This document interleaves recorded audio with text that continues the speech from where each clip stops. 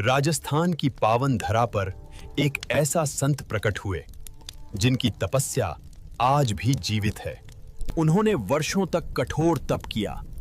धूप हो या आंधी, उनका संकल्प कभी नहीं डगमगाया। दूर दूर से उनके दर्शन के लिए आते थे और वे केवल एक वचन देते थे, सत्य और श्रद्धा से बढ़कर कुछ नहीं। गुरु परंपरा आज भी लाखों हृदयों में प्रकाश फैला रही है और उनकी शिक्षाएं समय से परे हैं। अगर आप भी संतों की इस अमर परंपरा को मानते हैं तो इस दिव्य संदेश को आगे बढ़ाइए।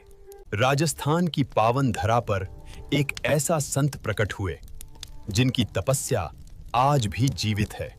उन्होंने वर्षों तक कठोर तप किया।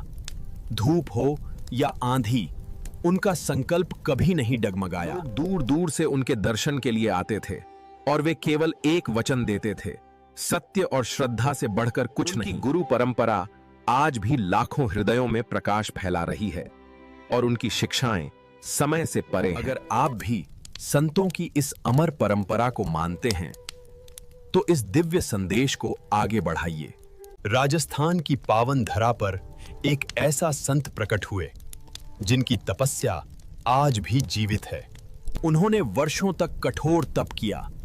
धूप हो या आंधी, उनका संकल्प कभी नहीं डगमगाया। दूर दूर से उनके दर्शन के लिए आते थे और वे केवल एक वचन देते थे, सत्य और श्रद्धा से बढ़कर कुछ नहीं। गुरु परंपरा आज भी लाखों हृदयों में प्रकाश फैला रही है और उनकी शिक्षाएं समय से परे हैं। अगर आप भी संतों की इस अमर परंपरा को मानते हैं तो इस दिव्य संदेश को आगे बढ़ाइए।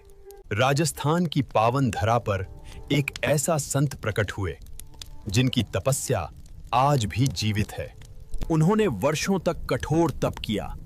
धूप हो या आंधी, उनका संकल्प कभी नहीं डगमगाया। दूर दूर से उनके दर्शन के लिए आते थे और वे केवल एक वचन देते थे, सत्य और श्रद्धा से बढ़कर कुछ नहीं। गुरु परंपरा आज भी लाखों हृदयों में प्रकाश फैला रही है और उनकी शिक्षाएं समय से परे हैं। अगर आप भी संतों की इस अमर परंपरा को मानते हैं तो इस दिव्य संदेश को आगे बढ़ाइए।